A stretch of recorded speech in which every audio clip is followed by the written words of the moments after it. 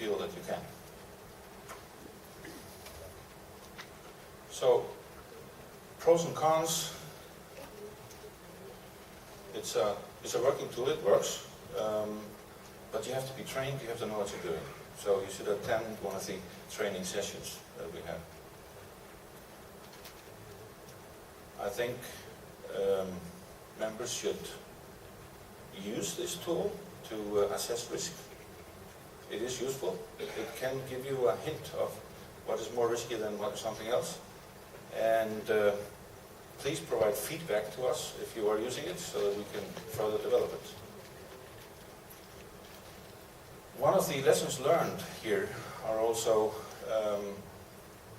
that once you develop some algorithms, it would be very nice to make them available to other in the field. I can see that my time is out. So I would urge Ayala members to join forces in developing source codes that we can share. And we could even establish an Ayala open source library in time. The wiki, there are two versions. There's the basic version, which is free, but labor intensive, you have to do it manually, and there is a commercial version coming up.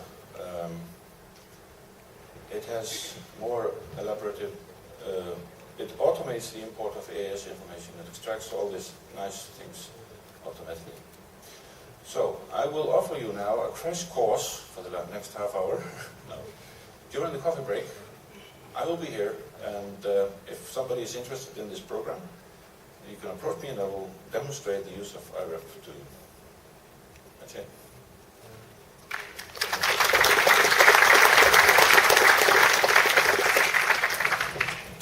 Thank you, Omar. After this quantitative model, Mr. Anil Shandandi will tell us something about the qualitative model. Manish is the network planning manager and nautical advisor at the Australian Maritime Safety Authority, where he contributes to maintaining the adequacy of AMSA's aids to navigation network through policy and planning initiatives. Thank you for that. Thank you for that introduction, and good afternoon, everyone. In my presentation today, I will describe Australia's use of Ayala's POSA model to conduct three broad-based risk assessments.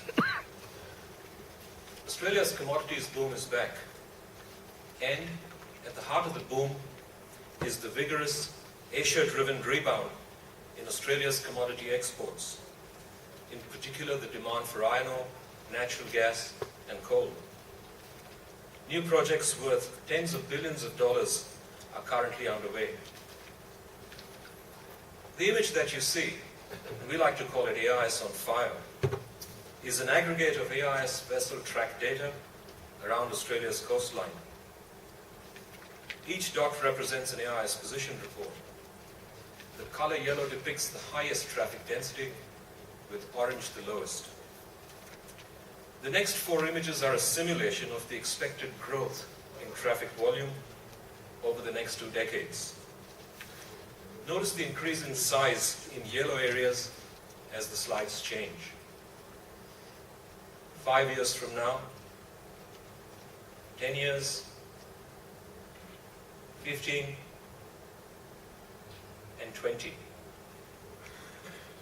The numbers involved are impressive. In the coming decade, we expect a 150% increase in activity in the northwest and more than a 50% increase on the east coast. Australia has two of its main commodity export ports in the northwest, Dampier and Port Hedland. Dampier is the world's second largest bulk export port. Last year, over 4,000 vessels called at Dampier, and bulk carrier arrivals have been increasing at an average rate of about 11% per annum. The forecast is for a steady increase in export tonnage.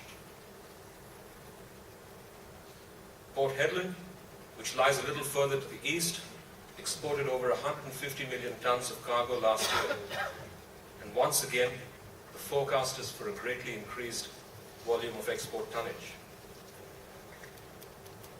And that's only at the ports. Here are the production and exploration leases off the northwest coast. They lie right across shipping lanes. In terms of the environment, this region is easily as important as the Great Barrier Reef. The existing marine parks are in dark green color, with proposed new areas in light green. This pristine and vulnerable region contains one of the world's largest humpback whale nurseries and is the migration pathway for and home to many marine species. This increased activity in the northwest, along with a change in mix, that is more offshore support vessels, will result in a commensurate increase in the risk to maritime safety and the sensitive marine environment. We turn now to the state of Queensland, which lies on the eastern side of the Australian continent. Here, the operational tempo at 3 of its main commodity export ports, Gladstone, Hay Point, and Abbott Point, is increasing markedly, as you will see. The port of Gladstone is one of the world's top 5 coal exporting ports, handling in excess of 50 million tons of coal per annum. The number of Handymax and Panamax vessels calling per annum is in a steady uptrend, with the trend interrupted only briefly by the GFC.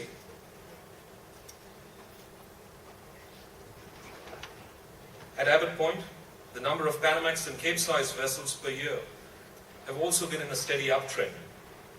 And here too the forecast is for the uptrend to continue.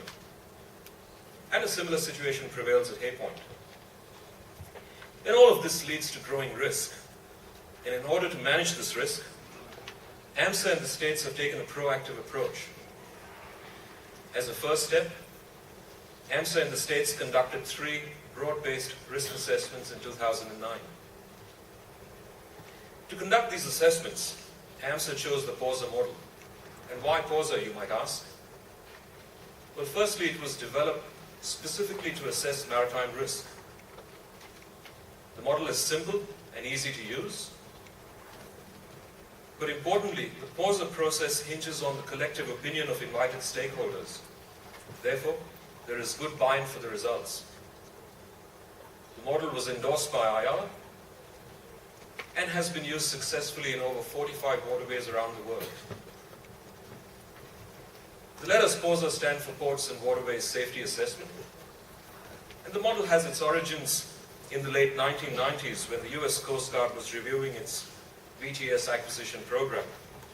In a paradigm shift, the US Coast Guard developed a model that took user needs into account when making changes to their VTS. And as I said, IALA adopted PAWSA in 2006. A bit about PAWSA. It is a structured and consistent approach to risk management. Structured because the process involves participants working through 5 stages or books in a 2-day professionally facilitated workshop. At the heart of the model is the Delphi method of converting expert opinion into numbers. And it's used in government and business situations where a diverse group of individuals, such as in the maritime industry, need to reach consensus or make decisions. The next 3 dot points will describe the PAWSA process. So, invited stakeholders identify and quantify risk. They evaluate the effectiveness of what's already out there as a mitigator. And they discuss and develop possible future risk mitigation strategies. The aim is to understand local issues using local input. And the PAWSA process has produced some very credible and defensible results. Here is the PAWSA model. 24 maritime risk factors are grouped into 6 risk categories. The first 4 columns deal with the probability side of risk, with the last 2 on the consequences. The 2-day workshop deals with these 24 risk factors. 5 books make up the PAWSA process. In the first book, participants set the rating scales that they will use throughout the workshop. In the second, they assess baseline risk. That is, the risk as it is without taking into account any of the existing mitigators. The model takes into account the expertise of individual members and weights results accordingly. So, for example, a pilot's opinion on navigational conditions is given more weight than that of an environmentalist for the same condition.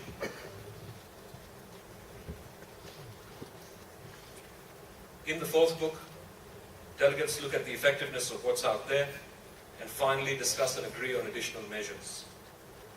In Australia, in the middle of last year, we held 3 workshops back to back, and they were facilitated by a 2-person team from the US. The feedback that we got with the critique form suggests that the